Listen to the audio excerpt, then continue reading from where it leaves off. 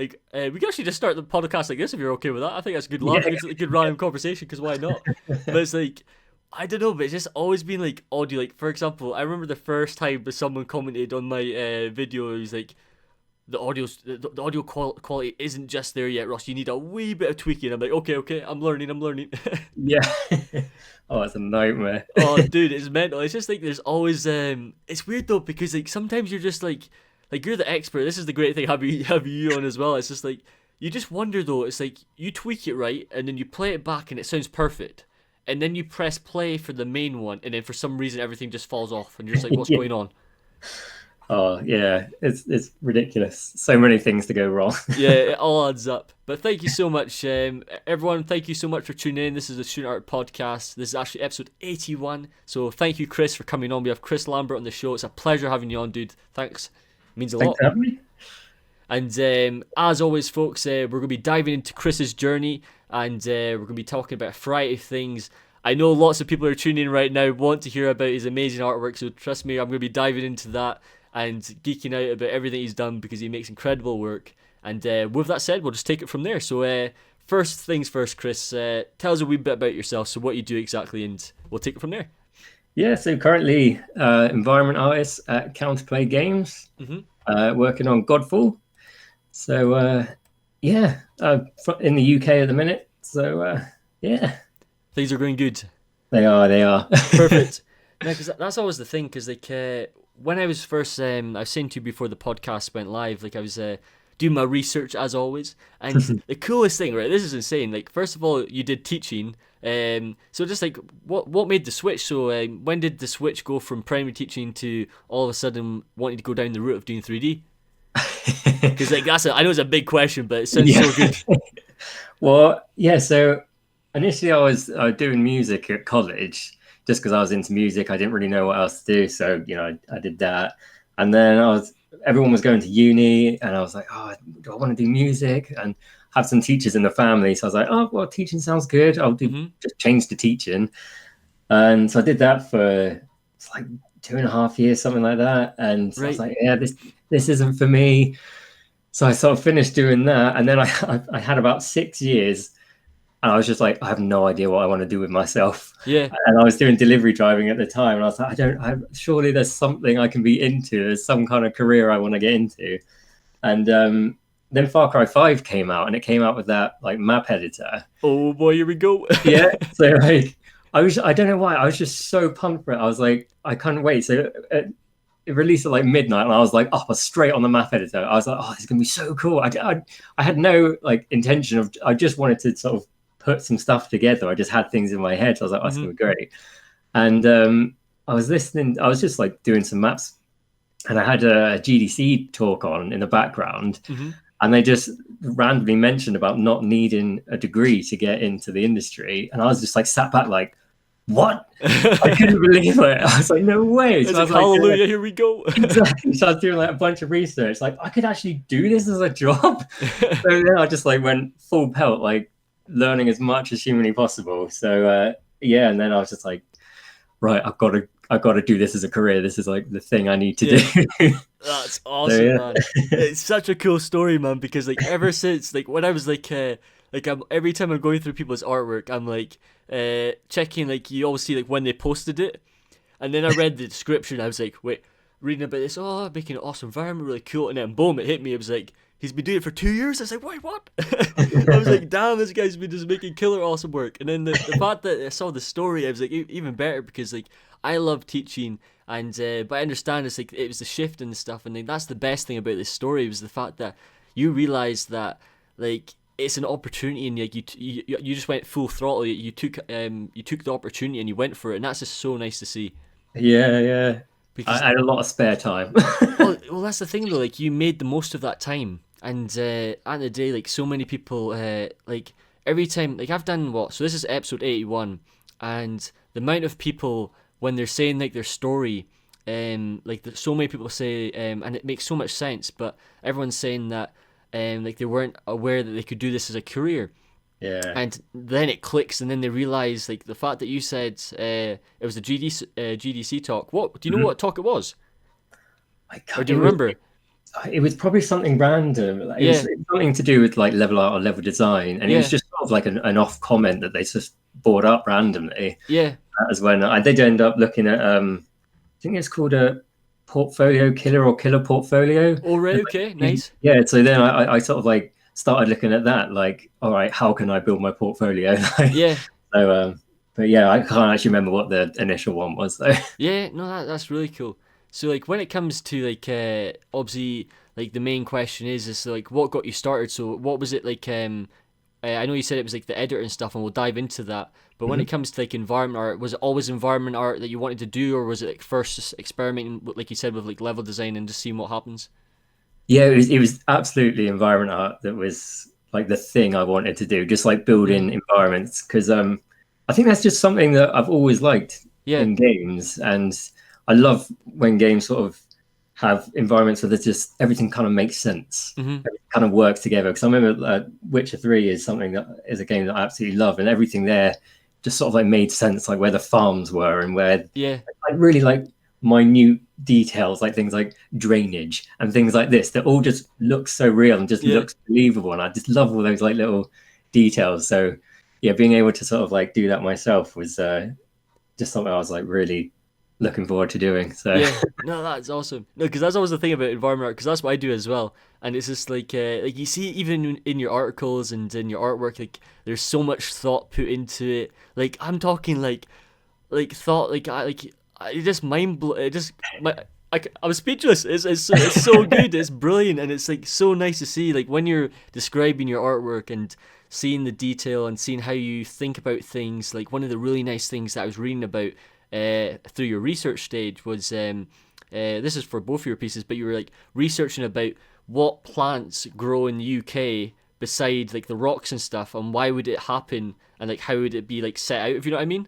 yeah, And yeah. I was like, this guy's going in depth. It's brilliant because everything was just making sense. I was like I always like to think in depth in that, but it's so much.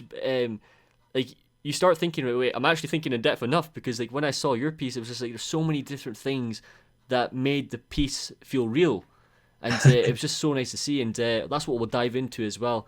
Um, Yeah. but like speaking of this, like before we get into the art piece, when it comes to like the environment art side of things, is there anything?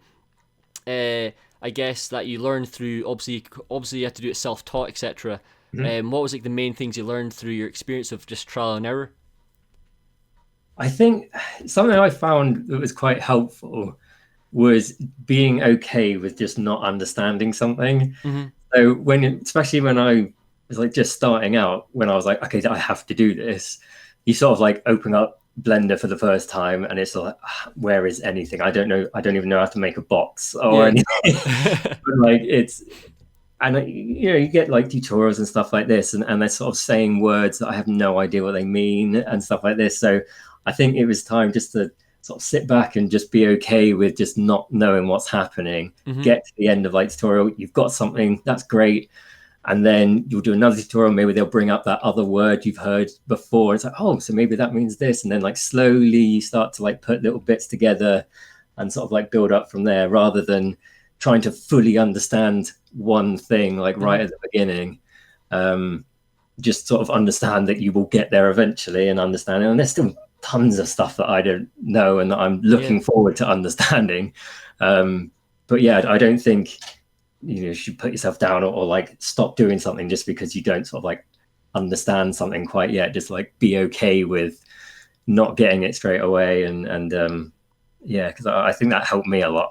Yeah, of Being course. overwhelmed. No, but that's the thing as well. Like at the end of the day, that like for example, I remember going through each art each artwork, and like one of them took you 6 weeks, and reading about your journey and how you thought through things, and like also the really nice thing as well was that you were open to talking about like the challenges and difficulties, Hmm. because at the end of the day, like that's the thing that we're all kind of looking to like to strive and get better at. And when people are saying what they're struggling at and going into depth about it, it's always great to hear because like I understand that doing research, like there's lots of things that like I guess one of the main things that were like the difficult thing early on was getting thrown into like the deep end, in the sense that there's just so much things to absorb, like you're Yeah, saying, and it's just like where do I start? absolutely. So like Yeah. Was there anything that was like instantly to you like was like the main difficult thing, Oh, I mean, or was it literally just getting that first step, like you said? exactly. Yeah. I mean, I kind of thought, right, I got to start with something simple. I'm going to make just a box of some sort, Mm-hmm. which actually my one of the art pieces on ArtStation, the one with like the woodlands and stuff, Mm-hmm. that chest is the first asset I ever made, Yeah. and it took Wow. about 3 months Yeah. to make a simple chest. Yeah. But that's how long it like took to. I was like, I'm just determined. I'm gonna make this blooming chest. Yeah. I'm But, making it the best ever chest ever. yeah, right. Sick. But, like, it took like I remember. You just got to take it like step by step, and it like yes, you could like do the modern. There's like excellent, like tick that box. You've got that done, fantastic. And then I knew about like baking normal maps and stuff like this, and oh my god, understanding normal maps to begin with. I was like on polycount and stuff. I was like, I just have no. This just isn't working. I cannot get this. I'm trying to like research it, and it just isn't working. Yeah. It's like But what's happening? exactly. But yeah, so I don't know. Just take a deep breath. Sometimes you will get it. You will understand it. There's lots of help out there. There will be answers somewhere. Of course. But yeah, it's just trying to keep at it. Definitely, you just got to put the time in and just you could tell that you were fully committed, and the fact that you've learned so much in such a short period of time and all up to date like so quickly. And the great thing I think it'll be really nice to talk about is, since you've just raised it up there, is the fact that like Blender's been just doing so well in the last few years. Yeah. And like, what's your thoughts on Blender? It'd be great to hear. I mean, I've practically just only used Blender. Yeah. I mean, I love it. I think it's wicked. And obviously they've got a bunch of fantastic news recently, so it's only going to get better and better. And yeah, I think it's funny because coming from like the music background, you get tons of different tools, right? You've got like audio software, which is thousands and thousands of pounds. Then you get another one that's like 20 quid. It's like, how could this possibly do the same job? And then you use it. It's like, it just is. It can do everything. And so, yeah, I mean, if people shouldn't look at it as some kind of like sort of cheap version, let's say, it's perfectly capable of doing a ton of stuff. So yeah. I love it. I love using it. Yeah, because that's the thing. Because I've never used it, and because the software I use is so I'm addicted to ZBrush. ZBrush is like my life. Like I'm just in ZBrush 24/7. Like last night I was streaming, and like I sometimes I forget I'm streaming because I'm just I'm just sculpting away. I'm just like, right, okay, I'm adding a little detail there. I'm making all a bit of furniture, and it's just like. But that's the thing. Like when you said when it came to the Blender, like Blender is such a great tool, and it's just it's evolved so much and really quickly as well. And like there's so many great things going on. Like for example, if you had to like, so have you never used have you used any other 3D like modeling packages like in Maya or 3ds Max? No, never. No. So just Blender. Yeah. Perfect. Because that's all you need to know. And I think that's the thing. Like it's getting everyone aware. And it's great that everyone's saying it. Like all the podcasts that I've listened to, it's just getting people realizing like I guess the main point that we'll learn from your journey is the fact that you can learn this trade in a sense for free. Yeah. And it's like why that's so powerful. Like you were saying in that statement about like the audio side of things. Yeah, definitely. I mean, it also means that it really doesn't matter like what software you're using. You're not gonna, change sort of your art necessarily at all, depending on what tools you have available. So yeah, it's pretty cool. Definitely. So when it comes to the podcast, I think it'd be really nice to dive into two of your art pieces and talk about your process and your journey. And but speaking of one of the things you raised earlier, I think it was really cool because I've never heard of it until I came across your work, and that's what you were saying about the Far Cry editor. So can you actually just dive into tell us a wee bit about that and like what it's all about? Because I've never heard of it. Yeah, so it's something that I think they even had it back in Far Cry 1 actually. Right. That it was just I think it was pretty stripped back then. It was a lot more difficult, a lot less streamlined, but of course you could do it. And I don't know if you remember a game called Black Hawk Down. Wait, I've heard of the film. Yeah. But it came out as a game like, I don't know, in the 90s probably, or Right, early okay, awesome. 2003 or something like this. But that had like a map editor and stuff. So that was like initially when I got interested in doing sort of like map editing kind of stuff, like making missions and things. Mm-hmm. And then I just didn't touch anything ever again, really. And then when Far Cry sort of came out and it was like, yeah, you can create your maps and you can put enemies down and they could be used in like multiplayer and stuff like this. I was like, wait. This reminds me a bit of Black Hawk Down. Yeah, nice. So I was like just finding out as much information as I could, and it just sounded better and better and better the more I found out about it. So when the game released and I just jumped in, it was like, no way, you could create so many like different environments and stuff like this, and it was so easy to use.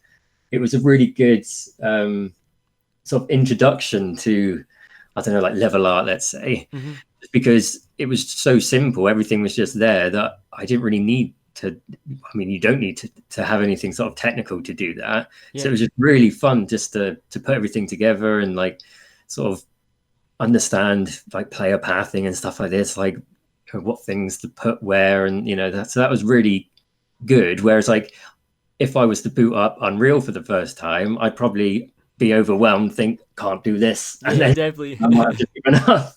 So it was, so I don't know if it was just such a positive that it was just so easy to get going on it. So yeah, I think I was able to pick up some cool stuff sort of using it, and then because I sort of learned that, then picking up things like Blender and using Unreal and stuff, I sort of knew a few sort of simple things, so that jumping into Unreal wasn't so daunting. Wasn't too scary. Yeah.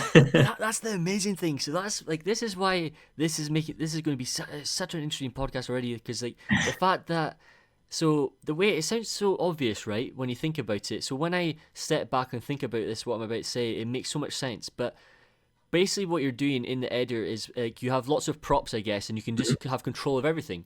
Yeah. And then you're just building things, and that's what we as artists and environment artists are. Like, we're designing levels, we're making things come together, and like you described it perfectly. Like, we're trying to make a space that that guides the viewer, etc. Like, you name it, all these amazing things. And like, I think that would be like the best. Like, imagine in universities and studies, instead of just getting told to learn a software, why not just give them a software that has like the props and stuff, and just tell them to build something, and it just moves things around. Yeah, I mean, yeah, like you said, it's such a simple thing, but it really did help. And like you said, like if you're first learning environment art, there's a lot to pick up, and creating props and stuff is a very time consuming thing, and you could get sort of bogged down trying to make sort of specific assets and stuff, and it might be better just to have all those things there and concentrate on the environment itself first, and then sort of come back and do like assets and stuff, because it's essentially like doing block out but with completely finished made assets. So it's all good. That's pretty cool. It's so cool, because like you could just like geek out forever, just like, you know what, I don't care, I'm putting 10 trees here because why not? Exactly. And like you could just experiment. Like, that's the thing at the day, that this is such a it's so like, I don't know why, right? This is here. This just shows here I'm a bad podcaster. So I need to catch up. Out of all my podcasts I've been doing, I never thought of this, something so simple. It's like, out of 80 episodes, you would have thought I would have been like, just go into like a random engine, download a whole library, and just make things. Yeah, like, absolutely. Like, why not? Yeah, because and luckily Unreal has a bunch of like free stuff now as well, so you can do it in Unreal. So yeah, definitely. There's so many things that you can download, which is great. That's free. And it's getting out of that mindset that it has to be an art piece straight away. Just experiment, if you know what I mean. Definitely, yeah, I agree. Definitely. So like, when it comes to this editor, like can you just take anything in, or like is there anything that, like, for anyone who's wanting to maybe give this a go, is there any like thing you'd recommend?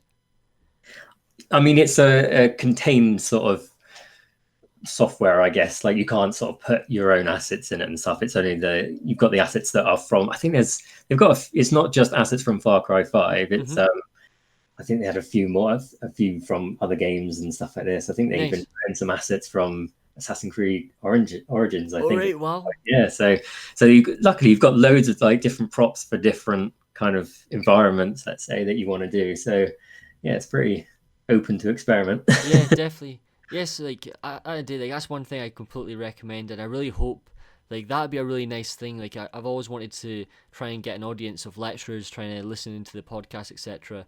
But I think that'd be a really nice, just easy way to get people comfortable. Because I think one of the main things a lot of people struggle with is just the UI and stuff. So it's Yeah, just like throwing yourself in the. It's just like your obvious thing in the sense that, like, for example, when you start Blender, like if it's your first time, all you do is just press buttons, if you know what I mean, yeah, and that's all you need to do to like really learn and just grow as an artist. definitely. Yeah, I Perfect. think. Yeah, I was just gonna say like, um, coming back from the like music industry stuff that probably helped with all this is that so many of like the music software is just buttons and sliders and things just cluttered all over the place. So Hmm. I was so used to seeing all this stuff and being like overwhelmed with everything that when probably that helped me quite a bit was when opening things like Blender and Unreal and stuff. I was just like, okay, let's start top left and work down. It's so true though. Exactly. Like you just like for me, the one thing I always like to say is like, do you know when people first start ZBrush? I just go like, right, ignore everything. Yeah. Just learn the scroll in, scroll out, and Yeah. the rotate with the right click with the click, and then you're fine. Yeah. That's rookie. That's number step. Ignore everything. There's no buttons. Just bland out. So, dude. So the first thing, like, I know everyone would love to hear about. So first of all, I'm gonna leave just so everyone is constantly on their feet in this podcast because there's so much knowledge about to just be just flooded at you folks. So get ready. So I think it'd be really nice to start off with your piece about it'll be safe here. Hmm. So the tree piece with the chest, etc. So where did that all begin? So what was the reason that you wanted to make this piece? I think because it was like the first thing I was going to make, I was like, right, I'll keep it close to home. So I was like, well, like something about something kind of English kind of looking, I Hmm. guess. And I'd been out on like a few walks and stuff around the tire and seen like some nice woodlands and things like this. I was like, oh, it's a good inspiration. It's close to home. If I need to, I can go out and have a look at it like firsthand. No, not that I can't look at it on Google or anything like this, but it's Hmm. just that was just the first thing that came to mind. So I was like, well, if I'm just doing a woodland, maybe put something in it to be, I don't know, something to catch the eye or something. So I was thinking like maybe put in a chest. I was like, and that also works well because it's a pretty easy thing for the first asset to make. It is Yeah. essentially just a box, so not too difficult. But yeah, I was like, I think that kind of thing would work together. So I started just like jotting out some rough sketches and stuff for composition and trying to think about I don't know where the light is going to be, what kind of trees, and just got basic composition kind of things. And once I had that all sorted, then yeah, it was just kind of making a list of the kind of things that I'd need, like trees and stuff like this. Hmm. So I had to look into using SpeedTree as well because I thought that would be cool. And I know lots of studios and stuff were using it, and it seemed like Hmm. a pretty cool software. So I was like, yes, that will be an important thing to sort of pick up. Um, and then yeah, it was just basically once I created the list, it was just going through and ticking it off as I went, really. Definitely. You approached it in such a like I don't know, but like it's literally you approached it like this is going to sound like you'll probably be like, oh no, it's just lots of trial and error, but the way you've done it is literally perfect. Like it is like it's so well thought through, and it's like it just shows everyone that if you really just take your time, think about things, do your research, really focus on the trends and like the things that are like, right, what is actually happening now? Like literally, not like a year ago. What's happening now? And that's what I realized when I just see your pipeline. Like, there's literally everything. There's the use of mega scans. There's going through like Mixer, etc. for Quixel. You name it. There's everything from your thought process to how you think about things in terms of efficiency, like modular modeling, you name it, to using SpeedTree, like when Mhm. it comes to landscape, and like there's so many great discussions here that I don't think lots of people like I understand everyone wants to be creative, and being creative is so important, but being up to date with the way how things are like everything's so fast. If you know what I mean, like there's so many Mhm. things changing, and like if I had to recommend anyone's pipeline, like to be honest, I would recommend yours. Like it's just the right way to do it, and I mean, yeah, yeah, I picked it up from a lot of other people. Like it's not mine specifically. It's yeah, of things like polycount and YouTube videos and just sort of collating all these kind of things together and like trying to figure out what the best way to do everything is. So hmm yeah, I'm definitely not the first person to do it. of There's course, tons of other people, yeah, that I've picked it up from. So yeah, it's just I mean, everyone's a bit different, I guess. So yeah, do what works for you. You don't sort of force yourself to do something if you don't want to do it. But very true. it's probably, yeah, just sort of trying to start big, broad scale stuff and then work your way down. Yeah, because like And that, well, like that was one of the things as well. Because like when I see your art piece, like I see like especially the fact that it's your is this piece was your first piece, wasn't it? yeah. Like that was your first piece ever doing for 3D.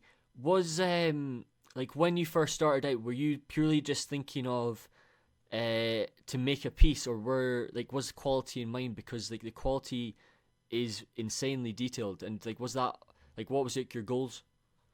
Yeah, I mean, that's one thing that I like really love about it's like games and stuff is when you Mm-hmm. just see like the little details.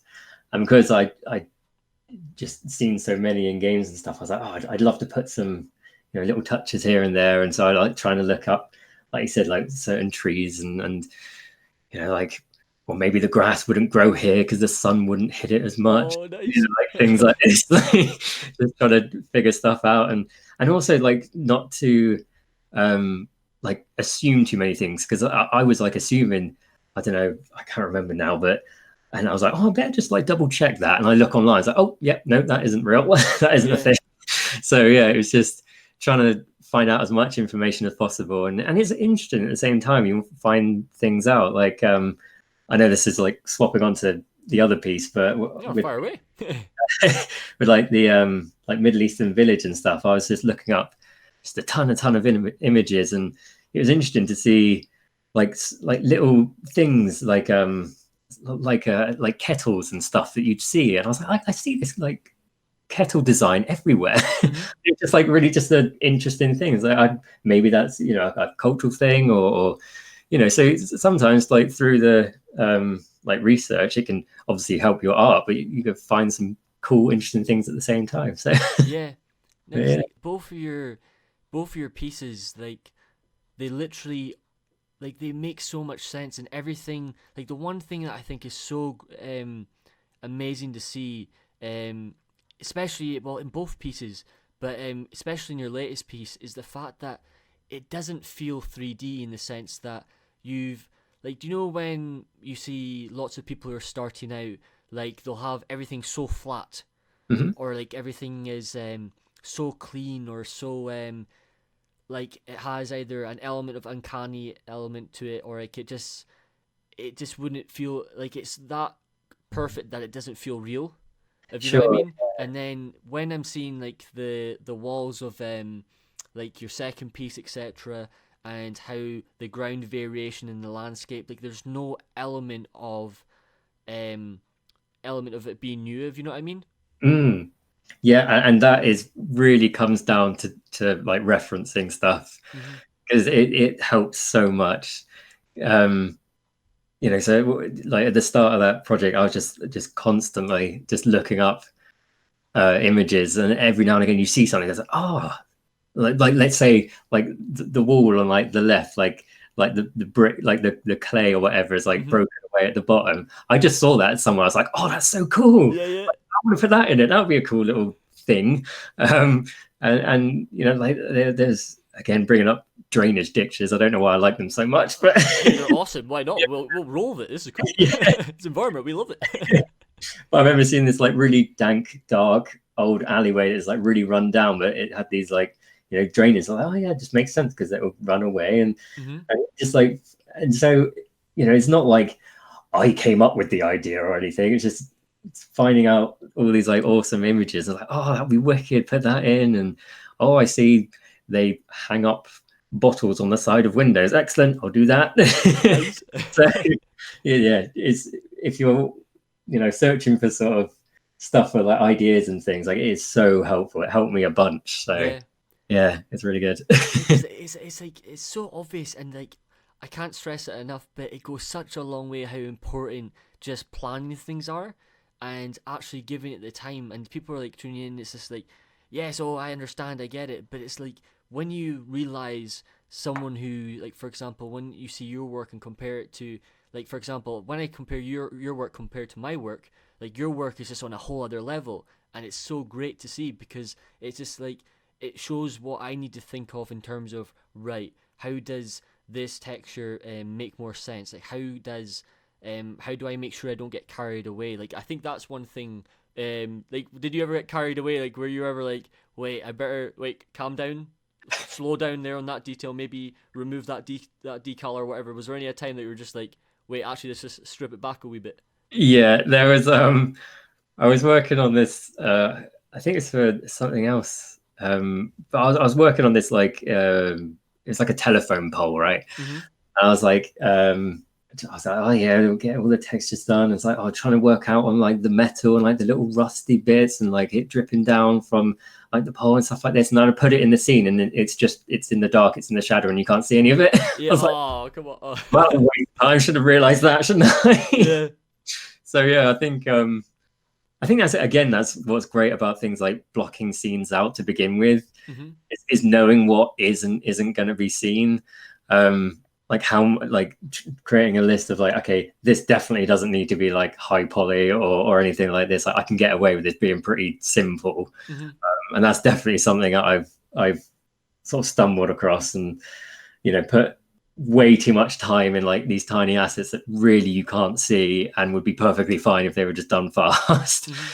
But yeah, so it's just trying to be sort of, I guess, efficient in that way. And yeah, I've definitely stumbled on that. Definitely, because like one of the great things about this is like it raises the question of so the thing obviously when you're working in games is that games are very interactive, as we know, and like everyone's wanting to see everything.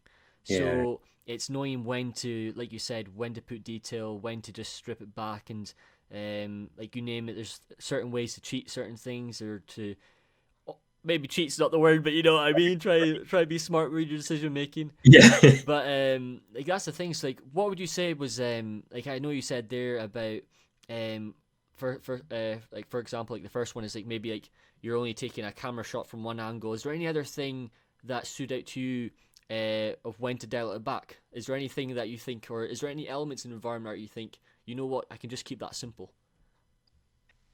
um I know that's a big question. It's a lot to. yeah, I guess like, if you've got locking down things like camera angles and stuff, I know, that's something I always think is pretty good. Mm-hmm. um because again, like with like Unreal and stuff, I always sort of like create like I can't remember what it's called, but like the shots where you can just press a number and it instantly locks back to like that angle. Oh yeah, okay, I know I where you're at. do that all the time, and then you say, right, this is going to be the shot, so I know what's going to go in it, what isn't. What, something just out of the screen could be completely empty, it doesn't really matter. So then sort of like working from there. And I mean, let's say if you're looking at a texture for a wall that is Mm-hmm. like in the middle distance, grab something quick. If you've got something from like Megascans, let's say, it's like, right, this is roughly what I want. It might not be exactly, put it in the scene. Is it working well? Is it, is going to the effort of like putting moss or like little cracks and stuff, is it actually going to be seen? Mm-hmm. And then sort of like working that way, because that's one thing that I didn't do a lot of to begin with, is just getting things like from like the modeling software into the engine and like going back and forth. Yeah. And that I do so much more now, because I was getting so focused. Like you said, you just get so focused on like all these like tiny details, like Mm-hmm. rivets, like stuff like this, and then you put it in, it's like you can't see it. Yeah, you can't see it at all. So it's really helpful just to, if you're unsure, it's like, should I be doing this? Just quickly export it, chuck it in engine. Can you see it? No, I don't need it. Yeah. So it is really helpful, and there's definitely I should probably even do more of it still. But you're just trying to remember, like, okay, let's put it in engine. What does it look like? Oh no, actually, this does need more stuff. Take it back out. Carry on. Like it doesn't take too long just to chuck it in. So I think it is one of those steps that is probably worth just doing and getting used to going back and forth between different softwares and stuff. Definitely helped me at least. No, I completely agree. Because at the end of the day, it's like you said, at the end of the day, like, it's the engine, it's the final result. It's the thing that we're all looking to crave and to, especially when you're working in Unreal, just walking around, like just checking out the environment, seeing what works, what doesn't, and like that's what you're saying there, and that's at the end of the day, like that's the most important part, and making it feel like it's alive, making sure it feels interactive, you name it, and it feels like it could be in a game or in a film, whatever the case may be. That's the main thing I learned so much from just reading like your piece, and like one of the really cool things that I also felt that I need to start doing more is the fact that you were experimenting with these scans and experimenting with these different tools and not necessarily just being like, right, I need to, like, going back to the point that you were saying, like, I don't have to make everything, like there's tools out there, like when I was reading through like your breakdown of how you made the chest, I thought that was really awesome because like you were using was it the smart materials? Yeah, in Yeah, Substance Painter, in yeah. Substance, and then you were experimenting back and forth, like you were seeing where you could save time, and Yeah, that was the good thing because you could tell that you were just focusing on the quality and just making sure that everything made sense. exactly. Yeah, and like you shouldn't feel like bad for using things that you haven't made like 100% yourself. Yeah, And that's why they're there. They're there to help. Um, so, and if there's something that's there that's going to make your life easier, and you get to do make this piece faster, and you get to move on to other things, then yeah, definitely utilize whatever you can. yeah. Um, I mean, don't steal other people's art, obviously, Of but course, of course. but Priority number one. yeah, but No. yeah, I think yeah, going on things and things like Megascans are so helpful. Mm-hmm. Um, so yeah, I think just being open to trying new things and stuff as well. There's new things like cropping up all over the place, and just trying to sort of keep an eye and an ear out for new things, and yeah, trying them out as they come out. Perfect. Yeah, because like that was the thing. So could you? So one of the things that I've never came across. So it was the Is it Fredo materials? Is that correct? Shredding So material? I was looking through. So you were looking. It's like a pack or something. So Yeah, is it for like the materials? Is that like something you can download? It was like for the wood yeah, enamel pack. it was on Gumtree, and so I think I just put in a simple search, Mm-hmm. and it came up, and I was like, this guy making some wicked materials. I was like, yeah, they'll do me just Yeah, fine. They they look did the great. job. So yeah, so sometimes just putting in a simple search, just if you're looking for some materials and stuff, there's some like awesome stuff out there. Yeah.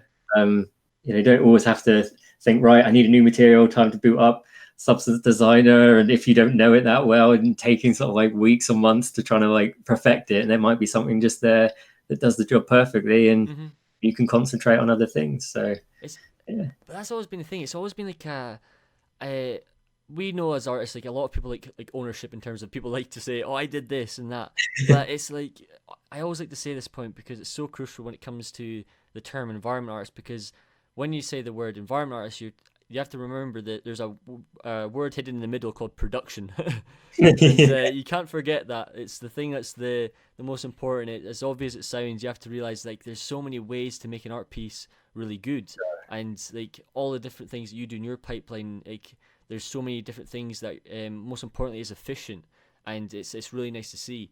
But one of the things that I really like I was touching on right at the start of the podcast that I thought was really cool that you're open about was actually the stressful times. And yeah. it's like when things were like getting difficult. Like, are you able to like just describe a wee bit about that and what was it like just going through like the whole process? Oh man, every time you say stress, it just reminds me of like learning how normal maps work. Oh, sorry, bringing back the harsh Yeah, memories. I do apologize. I was like, oh, because I probably shouldn't reveal this, but the chest in that first scene Hmm. is an entirely watertight mesh. It's one single mesh. Right. So, Well, why not? when it comes to like baking normal maps and stuff, Yep. Like the lock and the key and the bolt and everything. Like when you're baking that, it's just an absolute nightmare. And I had no idea. Like, oh, that was like me trying to learn. I was like, why is this being reflected on the thing Yeah. behind it? I don't know why. What's going on? Exactly. And I like to just sort of straight away be sort of, go on polycount, let's say. It's like I want to try and like figure it out, and I was like, no, I could do this. I don't want to, so I'm like trying to find stuff out. I was like, nothing is working. I was like, okay, I've got to ask. So I just went on Yeah. polycounts. I swear I've looked at everything, but please, I have no idea. But yeah, so I think that's probably not a good example, but that was a time where I just sort of No, it's a good story, man. It gives I good was not energy. but I think it's just you will get it, and it's just you just haven't found the answer quite yet. It's all out there. If someone else has done it, you will be able to do it. Mm-hmm. So it's just trying to sit back, take a deep breath, and like, okay, how else can I figure this out? Yeah. There's a bunch of stuff out there. Even like YouTube tutorials and stuff like this. There's so many, and there's a ton of help on things like Polycount, and there's loads of stuff everywhere. So yeah, it's just constant resources. Find something. Because yeah. Sorry to cut you off. I'm not sure. No. Like one of the things, like when it comes to, I guess, just like natural progress, is just realizing that, like, if you're going through like a tough time, like that's a good sign. It's just down to like realizing that, like, that's the only way you learn, and just getting out of that comfort zone. Like everyone gets easily distracted onto like the same niche, or like they have a certain element that they want to keep doing, which is fine. Like there's nothing wrong with that. But it's like when you're really like just going like how did this normal map work, and like you're just starting like from the beginning, and you're just trying to get things rolling, and like that's a good sign. Like that's I know this is like, some people may be like, oh, I don't want to be in this all the time, but if you're wanting to really grow and push yourself to the next level, being in that scene all the time is the best environment, if you know what I mean. For sure, yeah. Because like that's how you grew so. Like, that's probably how you grew so quickly and got so good in such a short period of time. I mean, I gotta say, like, not being just straight up told like the answer. I remember at uni we had this really, it was a wicked lecture, but it was always so annoying because he'd never tell you the answer to anything. Yeah. Every time, oh, why is this? I could tell you, but you want to go and look. Oh, okay, fine. But it's true that, if you're incredibly stressed and you just can't understand it, if someone just tells you how to do it, yes, you can move on, and that's absolutely fine. But knowing in the back of your mind that if you end up figuring it out yourself, you won't forget it, because you'll remember those times. You remember, and it will stick in your head. So if anyone's like properly stressing about not being able to do something, at least sort of be sort of happy knowing that once you do get it, it will probably stick in your mind a lot better than just somebody telling you how to do it. So I suppose that's a silver lining. Of course. Thanks for saying that, because at the day, like, it's just down to realizing that at the day you just have to keep going, because like that's the cool thing about your story, was the fact that you realized that the thing that you were doing beforehand wasn't for you, and you made the switch. But just like, speaking of the switch, what was the transition like? Was it like a long process, or did you just go straight into it? I pretty much made the decision and then was looking up like Blender tutorials that day. Yeah. And I was just straight into it. Like I said, when I heard that you didn't have to get a degree, I just assumed that you couldn't get in the industry without a degree. That was just something I just thought it was a non-thing that I could do. Yeah. As soon as I heard that, I was like, what? Yeah, like I said, like straight away, I'm trying to learn as much as possible after that. That's good. Yeah. Like, at the end of the day, like that's like the best thing from this is the fact that it just takes. I know it sounds like some people want to say, "Oh no, it takes a lot of time," in that it just takes 1 second to pursue something. If you know what I mean, like it just takes that second to be like, right, I know what I want to do for a career now, and you just do it. It's simple as that. Like there's no ifs or buts. Like I understand that certain things may be like a financial, depending on the type of profession it is, whatever it may be, but this is a profession there's so much energy, there's so much great opportunities, and one of the main discussions that we've talked about today is how much free stuff there is, Yeah. and like you don't need much to get started. No, definitely. And like we saying, like the Blender's there, Unreal. You've got tons of tools that you can sort of, mess around with and dive into. And so yeah, if people are looking to get into it, there's a ton of stuff there available, and it shouldn't, like you said, financially, it shouldn't be a difficult thing to get into. Unlike, let's say if you want to pick up drums, that's an expensive thing to start. So, but yeah, there's not much of a barrier, let's say, to actually just diving in and getting started, which is really nice. Yeah. So if you were to go back to the start of this piece and you had to like redo it all over again, or like what would you change? Is there any main thing that stands out as in, right, I could have done this better, or maybe like if you know what I mean? Yeah, it's so strange because I haven't really thought about it in so long. Yeah, it's been a while. Yeah, I don't know. I mean, I swear, like most of my like processes are pretty much the same. Well, that's good. That's a positive sign. Yeah, I mean, I'd probably, if I was doing it again, I'd like to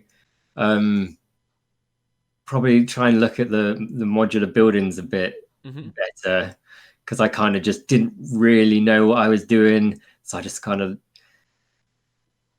rustled up some buildings and stuff. I was like, that'll do. But if I was doing it again, it would be nice to really try and focus on how I would, if I was doing this for like a game, let's say. Yeah. That is just a scene. Like as soon as you like run around, there's empty stuff everywhere, so it doesn't work as a game. It's just a scene. But if I was to make that as like a game environment that you could walk around, it'd be interesting to think about how to better connect, let's say, like all the buildings, like how that would work with like players walking in and out. So that would definitely be something that I would like to explore, of course, and sort of like understand that workflow better. And again, and something else is using things like trim sheets and stuff, which I didn't use at all. Did you by any chance come across Tim's video? I did. Yeah, that was the one that changed it for me. Yeah, super helpful. Yeah. But yeah, so and again, you find out new stuff all the time, and it's like, oh, that would have helped so much. Yeah, it's always the worst feeling though, but it's a good feeling as well. For sure, absolutely. It's always the reality. You're like, it's like you're like, I know I wish I got taught this, but it's okay. I've got it now. Calm down. Exactly. Yeah. And you just take it from there. Definitely. Like that's the great thing about like speaking about your process. Like one of the really cool things I really want to talk about is actually speed tree, and talk about like your approach to actually making like the main tree as well, and then also like the foliage around it. So like, can you just go into depth a wee bit about like your process? Like how do you get started? Again, looking at a lot of reference material, because before this, I swear, I just, you walk past the tree, it's a tree, you don't think much else of it. And then as soon as I was like, okay, I need to make it, I just constantly studying trees. Like, oh, no way, this does this because of this. And just find out all these things. Oh, this branch is never bigger than this because it's higher up or whatever. And it's like, oh, no, you never see these things. So I was just trying to find out as much information as possible. And then so you sort of have an idea in mind and jump in and, like you said, try and block it out to begin with. And yeah, I mean, it was a lot. It was a bit like the normal map thing again. It's like you're starting from nothing. It's like, okay, there's so many sliders, so many options. Okay, start from the top, work down. What do they all do? Yeah, just keep going through. Yeah, absolutely. So yeah, lots and lots of trial and error. But yeah, perfect. As it's the case for most things.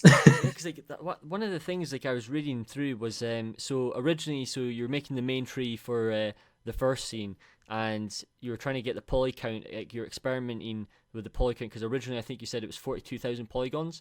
Yeah, sorry. And then you were trying to figure out how to make it efficient, and you came across the is it one of the optimized tools in Blender? Yeah, no, it's in SpeedTree, they've got like right, is it in SpeedTree, right? Okay. Yeah. So it's just a way to like really quickly cut down on certain things. Like let's say you've got a bunch of twigs high up in the tree that you're not going to be able to see, then you can sort of, you can make them dead straight, let's say, and just cut out a bunch of stuff that isn't needed. And I suppose it's just, like you said, where's the player going to be, what they're going to see. So although, yes, it wasn't a game it's just a scene, so it didn't really matter. But I was like, this is because I want to get in the games industry. This is definitely something that I'm going to have to work on and understand. So it was interesting to sort of see what you could get away with, where you could make up some ground and what is and isn't sort of necessary. So yeah, it was interesting to sort of play around with that stuff. How much? So when you're working in, so I've have I used SpeedTree? I don't think I have. I've watched a lot of people use it, but I've never really like it's always been the scene that I've said many times on the podcast that I want to make eventually like some sort of voyage environment, and because I think it's just wonderful. Like I always say Uncharted because Uncharted's amazing. Yeah. And, I've always loved that aesthetic. But what's it like starting off learning SpeedTree? Because I understand. So like how would you describe it? Just like procedural, basically, in a sense. Yeah, I mean it's pretty much the same idea with a lot of software. It's just um, certain procedural stuff. You just start off with the trunk, and you've got a bunch of things to do with that. How much it wiggles, how much the gravity affects it, and stuff like this. And you got roots, and sort of build it from literally from the ground up. Yeah. So then, yeah, it's got I had to Google so many things because they've got a lot of, I guess, tree terminology. It's like, what on earth is this word? And you look it up, it's like, oh, it's when the branch does that. Okay. So yeah, and then it's simple. It is pretty, I'd say, like easy to jump in, and then from there, once you've got like the basic stuff, and it comes with a bunch of like pre-made things, which is always really good just to sort of jump in and look around. Like, oh, so they've done this and they've used that. That's great, which is always super helpful. Right. To see how other people do things. It's like, oh, excellent, right? I'll use that. Well, it's like breakdowns in a way. Yeah, pretty much. I mean, like that's kind of like I must look mental if people watch me play games at all. But like sometimes when I'm playing games, like I'll be like, oh, this tree looks amazing. How do they do it? I make that same. Go head first into it, trying to manipulate the character. How do I go? Oh, they used that. Oh, they did this. No way. So that's always like super helpful just to like pick up that stuff. So yeah. Again, like the tree, like designing trees and stuff is completely new to me, and it's kind of it's quite a bit of finesse work going on. So I was like, oh god, this is difficult. So I was just trying to look at so many other trees and games, and because it's good to look at like real life and stuff, but if you were just to make that tree exactly, it'd be some kind of crazy a million poly kind of thing. Yeah. So there's like a ton of tricks, obviously, to get it'll actually work in a game. So yeah, just trying to look at as many games as possible, seeing how they all do it, and then just trying to replicate that in SpeedTree, and just trying my best. Nice. No, you got to keep on doing it. Keep on doing it. Yeah, exactly. Like, when you were saying about the games thing, like that's exactly the same. Like I remember when God of War came out, and I was just like do you know? It's been out for a while, folks. Come on, be nice to me. Come on. Spoilers. We'll just say the start because it's not really a spoiler. Okay, it's just a tree falling down. Okay, be nice. It's like just looking at that in the scene is like watching the tree and just look at how detailed and how much things are going on. And then it's like what you just said. Like this is the brilliant thing about SpeedTree. As I've been doing my research and reading, etc., you name it. Like there's so many things that you said that just make it look realistic. Like you were saying about the gravity. So the thing's called mesh forces. Is that correct? Mm-hmm. Yeah. And the mesh forces, like, it's literally just how you said. So basically, is it you like manipulating like almost like verts in a way, or how does it kind of move around? Is it almost like drawing in a way? Yeah. So there's a bunch of different sort of forces you can use just to sort of change how the tree looks. So it comes with a bunch of standard things like some kind of like twist thing where it will just twist the entire tree, and then there's a bunch of other stuff like general like wind, like you can move things in a general direction. So rather than like hand modeling, or not modeling, but like hand moving all the branches to go in a certain direction, you can put on these like forces, and it will basically automatically push everything into a certain position, again with like the gravity and stuff. If you've got a really weighty tree, you can just put some gravity in there and it will just like push everything down, which is like just a way to make it really quick to do without having to sort of go in and manipulate it all like individually, which is really cool. Because like that was one of the cool things. Like, so when I was looking at your piece, I was like, He's manipulated that in a way to help the composition. I know he has. Yeah, You can just see the branches have been moved, and then you can see he's thinned that one. But then there's also like you've done that, but on top of that, you've also still give like made everything logical, as in it's based off reality. If you know what I mean, like everything still works together as one. yeah, yeah. It's funny because like that big tree, Mm-hmm. because going back to like the camera angles and stuff, I knew exactly how much of the screen it would like take up. Yep. So I was like, right, do like the block out and stuff, like, right, I need this branch exactly this height. So like putting it like, is it like in and out of the engine, back into speed tree, right? That needs to come down. So to begin with, like the other side of the tree was just like completely blank because it wasn't in the scene. I Mm-hmm. was like, oh, actually, with like the breakdown of the scene, I can't just have like some empty tree with only half a branch. But so I was like, oh, I should probably actually model the entire thing. Yeah. But Just in case. yeah, exactly. Yeah. Because like when I was like I've literally just been reading everything about it because it's like it's so interesting. Like there's so much control you have, and it really allows you to just like you said manipulate everything. Like one of the really cool things was the quote me if I'm wrong here. Is it there's something nodes? It's like decoration nodes. It's like you Yeah, can add like cavities and like lumps and knots and stuff. exactly. Yeah, yeah. Is that literally just like a click of a button, like you just brush them on, or is like how's that kind of work? Yeah, so generally it's everything is like parented, right? So if you click on the trunk, you either like right click, you'd find the decorations and you'd add let's say a lump, Mm-hmm. and then it comes up with this new lump node, and you go in there and it's just a bunch of like settings with how many are there, whereabouts on the tree, are they further up, further down, how big are they, Yeah, stuff like this. So everything is like procedural in that sense. So yeah, it's quite good just to get those quick iterations and stuff, which can be really helpful. definitely. It's just going like you said, going back and forth all the time and making sure that everything, like you said, is there for a reason. Most importantly, the experiment side of things, because that's why we're talking about it. At the end of the day, it's like trial and error and seeing what works and not getting carried away, like we were talking about earlier. Like sometimes it's like I'm a big culprit of myself. Like I'm working on ornate artwork at the moment, and I just want to add like an extra pattern and just keep adding an extra pattern, and it just gets so saturated, and it's just down to like one of the really cool things. Like I think that was so perfect, and what makes the piece so nice as well is the fact that you've like added like the motion blur and stuff, like the vignetting. You've got like the camera effects. That everything's just like you've known where to put like the negative space, if you know what I mean. Like everything's just like it's relaxing to look on the eye, if you know what I mean. Oh, good. No, but it's super good because it's at the end of the day like it's these things that make a piece feel more real. Yeah, and like that definitely wasn't my idea. Like I actually got inspired. I was looking at a bunch of stuff from Red Dead 2, Mm-hmm. and I Oh, just nice. yeah, I just loved their fog and stuff just looks so good. And I was like, why does this look so good? And it just like in the mornings, I was like, it just looks damp. And I Mm-hmm. couldn't figure it out. I was like, oh, I'd love to put this like try and replicate how that looks. Um, so yeah, it was just like, how am I going to figure this out? And like you said, it's like maybe put a bit of like depth of field and stuff to make it a bit blurry, or it's like it's just like go like you said, trial and error, like trying to use like either fog cards, like is this working? Maybe change the color to do this, blah blah blah. So yeah, it's just lots of trying to figure out how other people do stuff. Mm-hmm.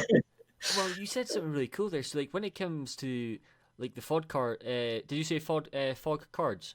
Yeah, So is that something that you're doing just in Unreal? yeah, yeah. Right. So Okay.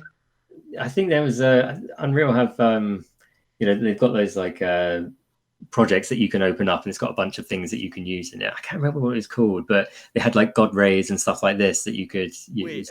Wait, because so this is good. Like I haven't used Unreal in ages, but okay, I'm so tuned in. Right, tell me about this. I need to know. Yeah, This sounds great. yeah, yeah. So it's, but I can't. I wish I could remember what they were called, but yeah, it's just these like tons of like little scenes and things that you can like boot Hmm. up and like go around, just like figure out how they've done stuff. Right. It's like okay, so they've got these pre-made God rays and fog cards and things like this. Like oh, this is great. Sort of export them and like use them, migrate them over to my scene, sort of plonk them in. It's like, oh yeah, this is great. You know, put this here and there, and then obviously they got.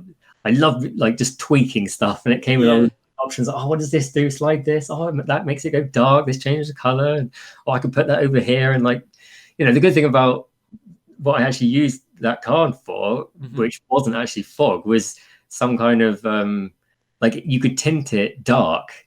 Ooh. So it kind of looked more like a shadow rather than like a fog. So like behind the tree, I've put a few of them there to sort of like fake the shadow, because I felt like it was like too bright. I was like, well, I don't know what, I could just put more trees, but then that kind of like blocked other things that kind of looked a bit weird. So I was just like, well, if this works, and I was like just tinting it. I was like, well, yeah, it kind of looks all right. I'll just keep that. Like, it doesn't make any sense why it would do that, but it looked okay. So I was like, oh, well, stick with it. There's all these things you can do that people aren't going to know unless you obviously tell them. And it's like these things can really help, like I said, make, because at the end of the day, you want to make a beautiful image. Like, that's the thing I always prioritize. Like, I understand that pipeline's super important, and never lose sight of it because it is super important. But when you're starting out, I always like to just, like, some people disagree, it depends, but I've always prioritized the art first, if you know what I mean. Like, I feel like you should always focus on, right, what makes a good image, and then you learn from that, and then you tailor in the pipeline through that, if that makes sense. Yeah, definitely. No, I agree. Yeah, because like you can always pick up like the technical skills and stuff, but it like the art is just so trial and error, like you said. Like, so yeah, just getting in and testing a bunch of stuff. Yeah, like that's why we do block out, right? Just putting in simple shapes just to understand where things are going and stuff like this. And then once you figure that stuff out, then you start bringing it down to like the smaller details and yeah, like you said. So yeah. So one of the things, so you were also saying about color. So when you were saying doing like your research based off England and stuff, it does have that vibe. Like, it's like I'm not sure what it's called. It's not golden hour kind of light. What type of light? Like, was there a certain kind of mood that you were basing it on? Yeah, it's pretty much the golden hour, right? It is golden hour, right? Yeah, yeah. Because I mean, like, it was. I tried to, like, when I was like trying to learn all this stuff, it's like, right, there's got to be some kind of science behind the color, and so just looking up stuff, and yeah, saying like certain colors, you know, obviously things like complementary colors and stuff like that. So, right, if you've got oranges, maybe there should be some blues and stuff like that, you know. So that was really helpful and really interesting to like learn about that stuff. Yeah. So yeah, that's always something as well, not just where things are placed, but I guess like what color and things that like that to think about on top of everything else, I guess. Is there anything that you realize through your like experiment and stuff that maybe students are missing out on? As in, like, is there anything that when it comes to color that maybe they should start focusing more on? I don't know. I mean, it helped me a lot to learn this stuff, and there's, you know, some kind of like, you know, crazy in-depth guides and stuff like this, and even like what's it called? It's like something like perfect ratio, or like, you know, when you split the screen into like three, like the golden ratio. Yeah, exactly. Or thirds. Yeah. So, and like there's, was it the Fibonacci circle? Oh, like, yeah, there we go. Yep, I think you said that. I know what you mean. So like there's always like tons of science and stuff, and you might be you subconsciously already know this stuff, but like when you look it up and you can see like, oh, this actually is a, you know, a scientific thing of why this works, and it's really helpful when you're, especially at the very beginning stages when you're trying to think of a scene. If you can look that up and try and, you know, base your idea and fit it into one of these like scientifically proven like layouts, can be a huge help. And like I said, and then if you move on from that and thinking about the colors of things as well, like looking up, you know, maybe you want to put some kind of wall in the scene, and you don't really think about the color. Like, you could look it up and be like, oh, actually, looking at how I want the scene to look, this wall should be blue or should be red because the sun is going to be here, or some other thing is going to be another color, or, you know. So it can be like super helpful. Because a lot of the time it's just like, I have no idea, like, what color should this be? I have no idea. So, like, looking it up and being like, all right, well, I've got a lot of this color in the scene, and then once you've looked that up and you understand, it's like, oh, well, I should add more of this, so it helps you get out of that uncertainty of like, I have no idea what I should do. Because like with that, like I know you did the same, and this helped me out a lot. Was HDRIs, in the sense that it kind of opened up. Even though it's not physically accurate, as in 100% accurate, like it'll never.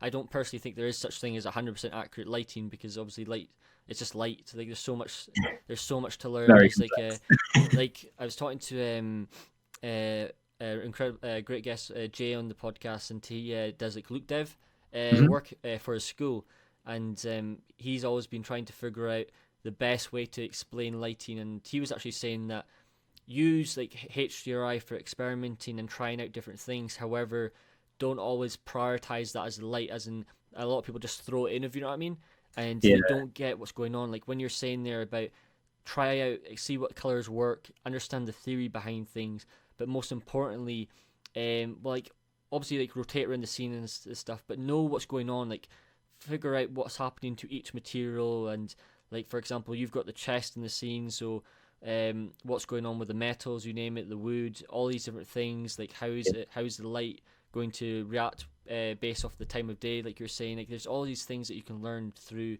like HDRIs and just trial and error, like we're discussing. Absolutely, yeah, no, I agree. Like lighting is something I'm always like fascinated at and would love to learn more about. Yeah. Because it just, you can have like such an empty, bland scene, and if the lighting is spot on, it just looks so good. Like lighting is so. I knew it when I was like starting like these scenes and stuff. I was like, right, I'm gonna have to tackle lighting at some point. It's this massive beast. But yeah, it's so important to sort of selling the scene and creating a mood, and like I said, like if you're trying to create it looking realistic and stuff like this, like there's so much science behind it. But yeah, it's a really important thing, but it is a very big thing to understand. Of course, it's the one that just like everyone says it, but it's the one that either breaks or makes it alive, if you know what I mean. For sure, it's definitely. like there's no really like a it's because in between you just got uncanny valley, and you're just like, no, I don't want that. Yeah. it's either it's going to look right or it isn't. You can just tell when, like, even in my art pieces, like I've been like trying to learn so much about lighting, and it was one of the cool things is like it was like camera. It was camera and lighting that really helped me just like go up an extra gear, if you know what I mean. It was just like beforehand, it just had an essence of feeling flat. Yeah, it's surprising how much lighting does, really. Yeah. It's scary at times as well. You're like, oh my gosh, you just have this like eureka moment. You're just like, it's the same with shaders. Like shaders, like you just apply the right shader, and then the crazy thing is then when you understand it, you're just like, wait, that does that. Oh my gosh. Exactly. No, I agree. It's so cool because like that was one of the really nice things as well. So this is like going back to Speed Tree as well. Was like I know this is a bit of a random tangent, but it all kind of clicks as well in a sense. Is like. So when you're doing like leaves, for example, in SpeedTree, there's a thing called Map Mixer. Am I correct? Map Mixer? Map Maker. Map Maker. And it does like so continuing the theme of colors. Like there's a thing called so I'm reading it correctly. Hopefully, SpeedTree color variation node. Yeah. And you can manipulate like the colors and stuff, and it also reacts well to the scene and stuff. It's really nice, supposedly.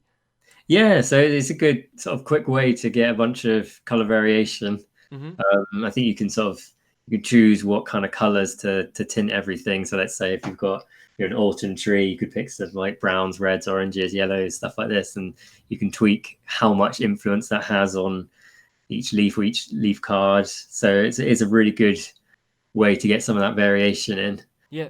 So yeah, definitely helpful. So are you just exporting like, so when it comes to SpeedTree, are you just like, do you just like export the whole thing across, or is there any kind of setup that you have to kind of go through in order to make it kind of game ready? I mean, SpeedTree comes with especially for just like your own scenes and stuff where, let's say, you might not have a specific optimization kind of route sorted or anything like this. Like you don't have to do anything super specific. Then SpeedTree has some really cool things that just let you sort of essentially drag the tree over, export it straight into Unreal or Unity or whatever, and sort of have everything set up for you, which is super helpful.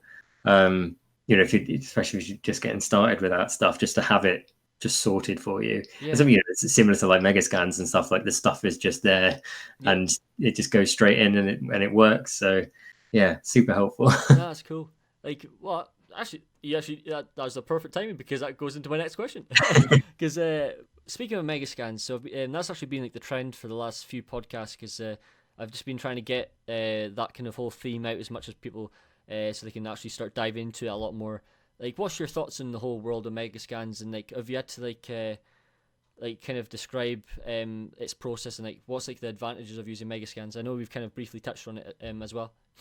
Yeah, I mean, like I said, it's just another one of those great tools that's available, and if take advantage of it because it's there and it's great, and it doesn't. If you trying to, if you're not, let's say, interested in taking up like designer or something like that, and you just need good materials, then they're all there, photo scanned, and they all work well, and you've got like Mixer there as well. So if there's something that is similar to what you want, but you need to tweak the colors or create something completely different, you can just grab a bunch of stuff, put it in Mixer, fiddle around with it. Which is, and again, it's things like Mixer and stuff. It's so easy to use that it's not too daunting. It's not like having to learn a whole new software full of a bunch of like complicated stuff. It's quite easy just to jump in and fiddle with stuff. And if you just need to quickly tint the colors or change the roughness or anything like this, it can be like super helpful. And yeah, I like using it. So when it comes to Megascans, so so obviously when you started your process, so I understand that most people when they first got into 3D, they maybe got pardon me, introduced into like Photoshop. Was there anything you think you missed out, or did you just dive straight into Megascans, or did you kind of have a wee bit of taster of everything? No, I mean, I pretty much jumped straight into Megascans, I think. Right. I'd used like Photoshop for little projects like art and stuff in like college and stuff. I never really went too deep into to doing anything with it. So again, it was when I was just trying to learn all this stuff, it's like, right, Google textures for games and it comes up with this, and it's got all that stuff there available, and it's like, well, I mean, it'd be nice to understand how all these things are made, and I certainly would like to understand more. But right now, because when I was starting out, the goal was to get into the industry as an environment artist, building stuff and building out like world design stuff like this. I was like, well, right now I don't need to learn this, and it's right there available, and it gets me past this stage a lot faster than learning it straight out. True. It was just picking it up and using it, like again, like just trying to utilize those tools to sort of make your life easier and sort of move on to the next thing quickly. No, that's an amazing point, and I'm really glad you said that, because you need to know what you're trying to get out of it. So like, know your objective. As simple as it sounds, like set yourself a goal and figure out, right, are you trying to get a job? Then try and maybe not ignore like the theory and everything, but realize that it's not like you don't need to know everything, and it's not a must for everything. As long as you have a good eye, if you know what I mean. Would you agree? Yeah, definitely. And like we've always got time to learn stuff at different stages. It's like we say, it's like prioritizing what to learn first, right? So yeah, like I'd love to learn like so much. There's so much stuff I want to delve into at some point. Of course. But we said, like, trying to find the time, and when it comes, then that will be when I pick that up and try and learn about that. But like, just to begin with, it's just trying to prioritize what is the like number one things you've got to like pick up.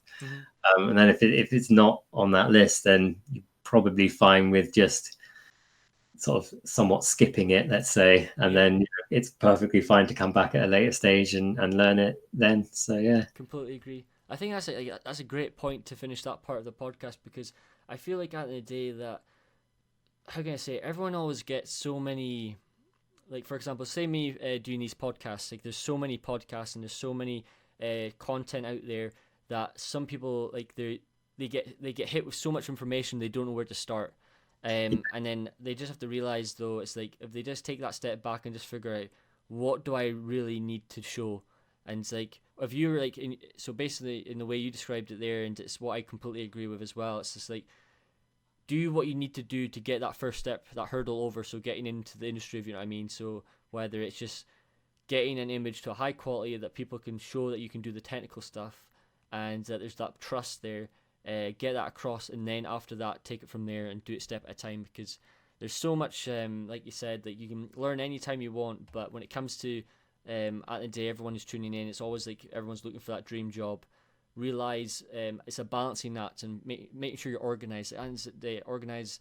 I can't stress it enough over the podcast every time I'm doing it. It's like you have to prioritize everything, be efficient, but be smart with your decision making. Because it, like with the way you've done your process, Chris, in terms of what you've done over the last 2 years, it's clearly worked out really well, and it's great to see someone transition. Like I don't know your journey in terms of like the process, in terms of what you've gone through and stuff, but in terms of what I've read and that, it's just a great way to do it. Well, thank you. Yeah, trust me, it's really nice to see. So now it's the fun random section of the podcast. So basically, on the podcast, I always do like a random section. So my phrase now, it's called 500 seconds, but it never is. It's always like 10, 15 minutes of just random questions, you name it. It's just a bunch of good, interesting questions from your favorite game, you name it. So are you ready? Go for it. Right, we'll just start off with it might be the easy one. Favorite game and why? I'd probably say Witcher 3. Yeah, of course you said that, yeah. Yeah. It was just one of those games that just came out and I just like lost myself in it. I was just playing it just every day. I was like, it's just one of those games where you could just boot up, you just like walk around. I mean, it's a lot like how I feel like Red Dead 2 is now, because that's another one of top on the list that it just feels like you could just boot up and just be in the world, just like roam around. It was just really cool. But yeah, The Witcher is just. Yeah, it was a monster of a game. Perfect. Yeah, good answer. By the way, this is so weird, right? I have no idea how this is. Do you know when you have those moments when something that's happened during your day then gets brought up, or like, something just appears out of nowhere? So, for example, I was watching. So one of my favorite streamers is a guy called John Troy Nickel. He's a digital sculptor, and but he plays RPG games and stuff. And then out of nowhere today, what game was he playing for the first time? The Witcher 3. And then you say that on the podcast. I just like, what's the chances of that? It's so weird. But great choice. So speaking of The Witcher, what do you think of the TV show? It was wicked. Yeah, I thought I was like everybody. As soon as like if someone's into a book and a film comes out, or vice versa, everyone's like, "Oh, don't mess it up." It's always the case. Precious to me. I think I'm 4 episodes or 5 episodes in at the moment. Nice. I've got. I think it's 3 more to go. Is it 7? Is it 7 or is it 8? I can't remember now. Is the last 3 good? They are, yes. All right. Yeah. Okay. As long as the last 3 are good, okay. Because it's anticipation's killing me. Yeah, right. I'm just like, please kick off, something happened, but whatever it is, just happen. I won't say any spoilers, folks. It's okay. No worries. Right, this is an interesting one. This one's always had some really interesting discussions. Favorite cartoon and why as well. Is there been a favorite cartoon you grew up as a kid that you were just like, I loved that? Gosh, it's a hard part as well. I mean, I can't even remember watching that many cartoons. Okay. I mean, if you don't remember, it's okay. I mean, it's probably a pretty common thing, but I mean, I watched The Simpsons a lot. Oh, that's probably your choice. Pretty much everyone, but but no, yeah, I can't think of anything massively sort of strange or interesting off the top of my head. But okay, well, we'll move from cartoons into movies then. Is there a favorite movie? Ooh, I mean, I gotta admit, I do love Tarantino movies. Oh yes, right, okay. There's so many options. That's the thing. I know. I mean, I got it. I like Django sold it for me when I saw it. Yeah, I was yeah, like, oh, very this is true. just such a cool film. There's like everything about it. Just it was just such a slick film. Yeah, I love it from start to finish. It's brilliant. Yeah. he just like he has that. I don't know. It's like it's his pauses. It's the way he like. It's always like color, like his aesthetic. You just know when it's made by him. If you know what I mean. You just Yeah. can tell just by the color, just like the color palette. It's just like, Yeah. yep, there we go. Here we go. We're rocking. Just the theme as well. Absolutely. And it just like the scenes, like how you can have like a 20-minute scene or something. Mm-hmm. And all it is just like two characters talking. Yeah, It's like, how is this interesting? Yet somehow it is, and what's gonna happen? yeah. It's He, so he builds it up so well. it's so good. Right. So the next question, this one's going to be interesting because this one's always a hard one because it's down to whether you've seen the films. So, Right. would you rather live in the Matrix or enter dreams in Inception? Oof. I'd probably say Matrix. Right. Nice. Okay. Probably, Why yeah. would it be the Matrix? Oh, because it was one of those films that I loved, growing up and stuff. I Yeah. remember. Do you remember playing? There was a game called, was it Enter the Matrix? Oh, I didn't play it right, but I know of it. Yeah, so I was like playing that, and it was, yeah, I was like quite a big Matrix fan. So yeah, probably Yeah. Matrix. Quite cool. Anything with Keanu Reeves. It's just like Yeah, last year was literally everything about Keanu Reeves. for sure. I think this year though is about wait, what is the guy who's playing The Witcher? What's his name again? Um, Henry Cavill, isn't it? yeah, I think that's the year for him. I think this year is Yeah, literally going to be all about him. right. We'll For see sure. what happens. Yeah, yeah. Right, this is an interesting one. Right, if you could go pro at a video game, what game would you choose? Oof. So like, do it competitively. Is there like that kind of game that you're like you were saying there about The Witcher? Is there like a game that's maybe competitive that you might go down? Yeah, I could be a competitive Witcher 3 player for A sure. competitive Witcher, Yeah, pro level. I'd just be a pro Geralt there. I Yeah, could do oh, it. sick. Just collected everything. You name it. The most professional Geralt. Would you? Who do you prefer, the Joker or Batman? Oof. Oh, the Joker's pretty cool. Yeah. He's quite an interesting character because he's very different in a lot of shows and films and stuff like this. He Hmm. changes around quite a lot, so it's quite interesting. Yeah, I always chose the Joker in this case because I don't know. It's like I think Batman's awesome, but I just feel like you said, like for example, like there's so many different interpretations of the Joker. There's so many Yeah, like crazy stories, and he's just you don't know what to expect or when it's going to kick off. Wh- absolutely. Yeah, Like you're just right. watching the films. Yeah. Right. Right. This one's always interesting. So I'm a big fan of Marvel, Hmm. and just superheroes in general. So DC. So if you had to fight Thanos and Hulk, so you're against these two people, which three superheroes do you want backing you up in the fight? Oh So you're man. against the two juggernauts. Who do you think you'll choose? Is there anyone you're like, right? I'm gonna have to have him at least. Oh god. He was just the best superhero. Yeah, it's Oh so god, hard to go. annoy a lot of people. Wait, who are you gonna go for? Oh, let's say Superman. Just Yes, okay. I was be hoping right. you'd choose him. Spider-Man. Just it's fun. Yeah, Fun. good answer. Who else? Tough. Who would you choose?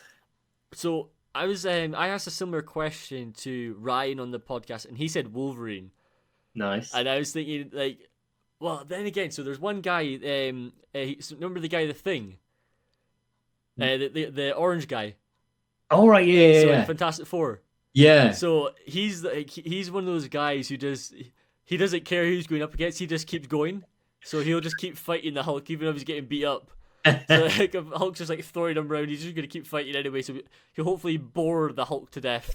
Just, oh, give up. That's the only strategy I've got in this. Like I was like, because I always check the would you rather questions, and this was the question that came up, and I was like, gosh, this is a hard question to answer because it's like Yeah. Thanos would just be like there, like you do know I have a button that I could just, or I just have a click of the fingers and everything. Well, then again, if you didn't have the gauntlet, then I don't know, it'd be a whole other ball game. Yeah. Right. It'd be a whole other challenge indeed. For sure. Right. Would you rather hold a snake or kiss a jellyfish? Oh, I mean, And you have to choose one, Chris. I'll go with a snake on that one. Yeah. Just hold the head well away, and I'll be good. And then just like throw it. Well, no, well, animal cruelty, but then again, you want to stay safe. Yeah, It's like get me away from that jellyfish. yeah. I don't want anything to do with the jellyfish. Right, this next one I always feel is like impossible. So we got four more. Hmm. Would you rather experience extreme hot or extreme cold? Oh, I'm definitely on the cold. Yeah, like why would you go with the cold? I don't know. I always feel like it's easier to warm up than it is to cool down. Yeah, I agree. Yeah, probably cold for me. What about you? Yeah, because like so I was thinking. So have you ever heard of oh what's it called? It looks so good. I've watched a walkthrough of it. It's something punk. Is it ice punk? Snow punk? Oh, Oh, this is a game that I think everyone should check. I think it's called Snow Punk. oh, Frostpunk, is it? There we go. Yeah. Oh, Frostpunk. So I was watching this, and hands down one of the coolest games that I've seen in the last few years. And I was just like, right, it actually seems to like it was also reminding me of have you ever seen Snowpiercer? I have, yeah. Like, oh, by the way, what do you think of that film? Because I think that's hands down that's one of my favorite films. Yeah, it was wicked, and I love the um, like the fact of having like the front of the train being like the posh part and the back like the Yeah, class stuff. It was really cool. I thought it was really Similar to- cool. I watched oh my god, what was it called? Um, it's completely gone. It was a Oh, what's the theme? Alita Battle Angel.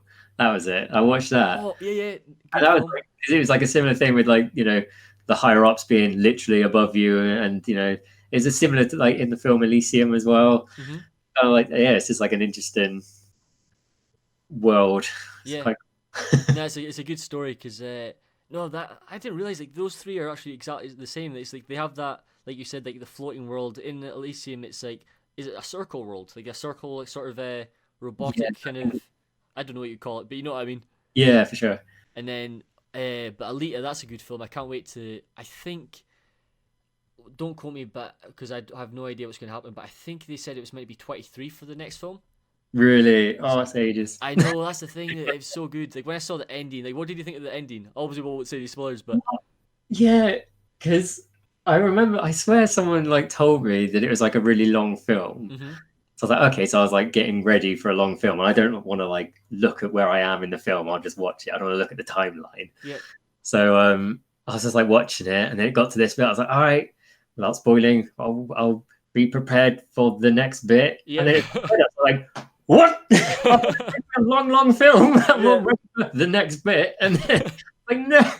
That's the thing is like when the person showed himself, I was like, oh boy, Yeah, and then I was like, and then it was just like credits. I was like, oh, yeah, you kidding? it's like, but then again, it's the anticipation. I was like, I can't wait because it's gonna be so epic. I can't wait to see what they do. It's gonna be great. I can't It's gonna be wait. so cool. Right, the next one's this one's really fun. Would you rather be a robot or an alien? Oof, interesting. Well, we don't know what aliens look like, but I have seen a robot, so So you thought this through. we could just build a massive, massive robot. That would Mhm. be quite cool. Iron Man did it. Yep, that's true. Or I become think, like the basic iRobot. yeah, I'd probably pick robot then. Robot. Nah, it's a smart choice.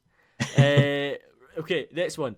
Would you rather live in a cave or on a this is fun when I saw this, or on a treehouse? Ooh, I'd probably treehouse. Treehouse. There's got to be better views at least, right? Yeah, that's true. Gotta be. Like cool tree would be brilliant. And you've got your experience of how trees are meant to look, so you're fine. Yeah, Super. You've got your experience. You can model it as well. yeah, take some notes on there. Take some notes. Perfect. Right.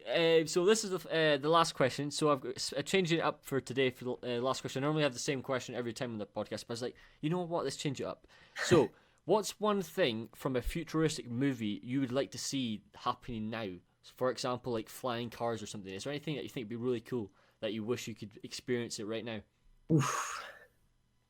I mean, it's probably kind of bad, but like learning so much stuff about like cyberpunk things, because obviously being a Witcher fan, I'm also Yeah.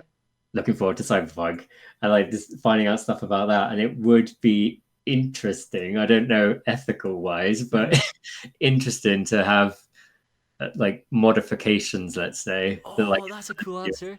this, and being able to write your flaws and things like this. It'd Hmm. be quite, it's an interesting thought. I don't know how it would function Yeah, like ethically, but it would be interesting at least. yeah. Like that's the thing. Like, oh, that's a great topic to bring up. So the first time I came across obviously Star Wars, the original ones, and you had like the robotic arm, etc., and the hand, you name it. And then recently, right? So one of my friends made this robotic kind of device that you can put your hand in the box, right, and it turns it into a robotic hand.